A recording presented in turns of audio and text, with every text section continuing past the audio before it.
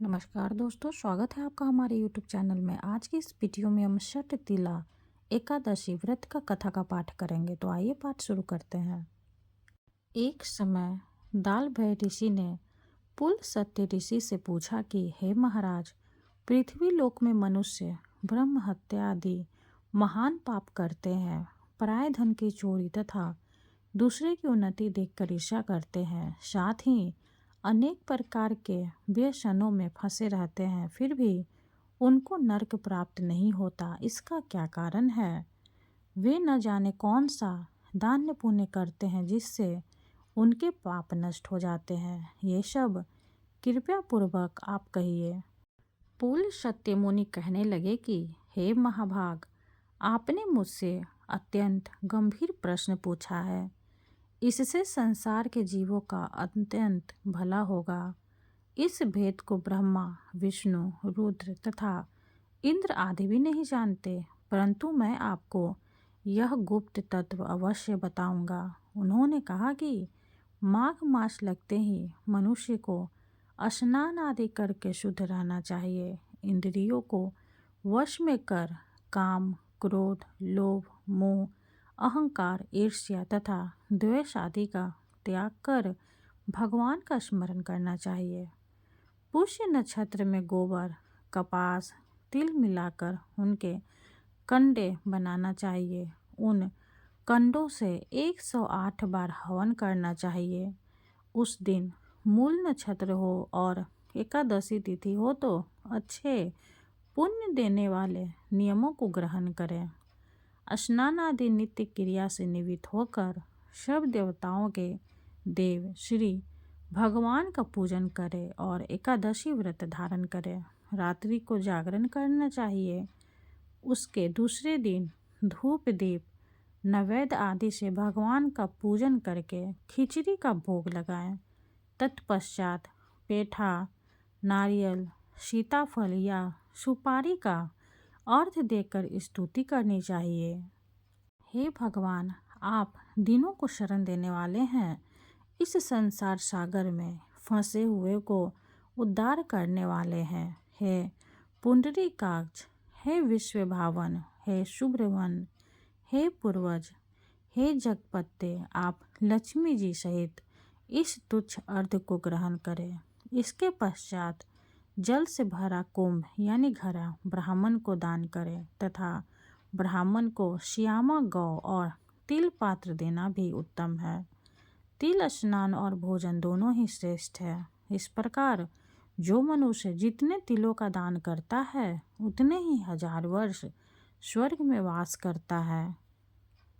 पहला तिल स्नान, दूसरा तिल का उबटन, तीसरा तिल का हवन, चौथा तिल का तर्पण, पांचवा तिल का भोजन और छठा तिलों का दान।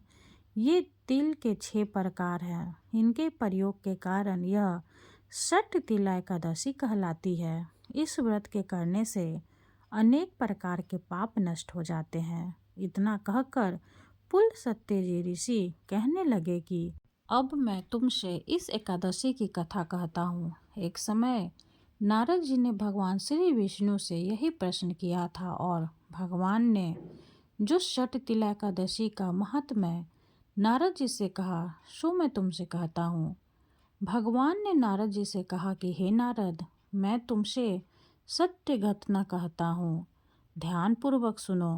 प्राचीन काल में मृत्यु लोक में एक ब्राह्मणी रहती थी। वह सदैव व्रत किया करती थी। एक समय वह 1 मास तक व्रत करती रही। इससे उसका शरीर अत्यंत दुर्बल हो गया। यद्यपि वह अत्यंत बुद्धिमान थी, तथापि उसने कभी देवताओं या ब्राह्मणों के निमित्त अन्न या धन का दान नहीं किया था। इससे मैंने सोचा कि ब्राह्मणी ने व्रत आदि से अपना शरीर शुद्ध कर लिया है।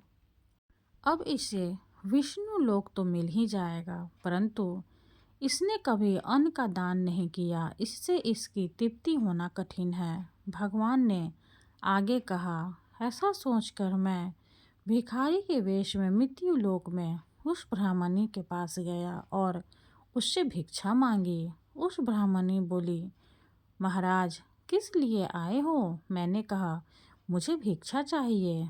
इस पर उसने एक मिट्टी का ढेला मेरे भिक्षा पात्र में डाल दिया। मैं उसे लेकर स्वर्ग में लौट आया।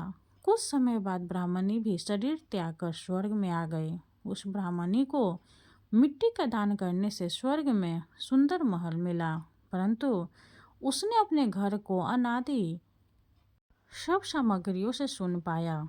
घबराकर वह मेरे पास आई और कहने लगी कि भगवान, मैंने अनेक व्रत आदि से आपकी पूजा की, परंतु फिर भी मेरा घर अन्न आदि सब वस्तुओं से शून्य है। इसका क्या कारण है? इस पर मैंने कहा, पहले तुम अपने घर जाओ। देव स्त्रियाँ आएंगी तुम्हें देखने के लिए। पहले उनसे षट तिल एकादशी का पुण्य और विधि सुन लो, तब द्वार खोलना। मेरे ऐसे वचन सुनकर वो अपने घर आई। जब देव स्त्रियाँ आई और द्वार खोलने को कहा तो ब्राह्मणी बोली, आप मुझे देखने आई है तो षट तिल एकादशी का महात्म्य मुझसे कहो। उनमें से एक देव स्त्री कहने लगी कि मैं कहती हूँ। जब ब्राह्मणी ने षट तिल एकादशी का महात्म्य सुना तब द्वार खोल दिया। देवागणों ने उसको देखा कि न तो वो गंधर्वी है और न आसुरी है, वरन पहले जैसी मानुषी है। उस ब्राह्मणी ने उनके कथानुसार षट तिल एकादशी का व्रत किया। इसके प्रभाव से वह सुंदर और रूपवती हो गई तथा उसका घर अनादि समस्त सामग्रियों से युक्त हो गया। अतः मनुष्य को मूर्खता त्याग कर षट तिल एकादशी का व्रत और लोभ न करके तिल आदि का दान करना चाहिए। इससे दुर्भाग्य, दरिद्रता तथा अनेक प्रकार के कष्ट दूर होकर मोक्ष की प्राप्ति होती है। कथा समाप्त हुई। हरे कृष्णा। अब हम विष्णु भगवान की आरती करेंगे। ओम जय जगदीश हरे, स्वामी जय जगदीश हरे। भक्त जनों के संकट शन में दूर करे। ओम जय जगदीश हरे, जो ध्यावे फल पावे, दुख बिन से मन का। सुख संपत्ति घर आवे, कष्ट मिटे तन का। ओम जय जगदीश हरे, माते पिता तुम मेरे, शरण गहूँ मैं किसकी। स्वामी शरण गहूँ मैं किसकी, तुम बिन और न दूजा, आस करूँ मैं जिसकी। ओम जय जगदीश हरे, तुम पूर्ण परमात्मा, तुम अंतर्यामी। स्वामी तुम अंतर्यामी, पारे ब्रह्म परमेश्वर, पारे ब्रह्म परमेश्वर, तुम सबके स्वामी। ओम जय जगदीश हरे, तुम करुणा के सागर, तुम पालन करता। स्वामी तुम पालन करता, मैं मूरख खल कामी, कृपा करो भरता।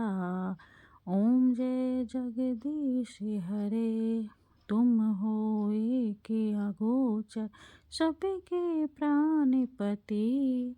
स्वामी सबके प्राणपति, किस विधि मिलूं दया में, तुमको मैं कुमति। ओम जय जगदीश हरे, दिन बंधु दुख हरता, तुम ठाकुर मेरे। स्वामी तुम ठाकुर मेरे, अपने हाथ उठाओ, द्वार पर तेरे। ओम जय जगदीश हरे, विषय विकार मिटाओ, पाप हरो देवा। स्वामी पाप हरो देवा, श्रद्धा भक्ति बढ़ाओ, संतन की सेवा। ओम जय जगदीश हरे, तन मन धन और संपत्ति सब कुछ है तेरा। स्वामी सब कुछ है तेरा, तेरा तुझको अर्पण क्या लागे मेरा। जगदीश हरे। जगदीश्वर जी की आरती जो कोई नर गावे, स्वामी जो कोई नर गावे। कहत शिवानंद स्वामी, भजत शिवानंद स्वामी, मन वांछित फल पावे। ओम जय जगदीश हरे, ओम जय जगदीश हरे। विष्णु भगवान की जय हो।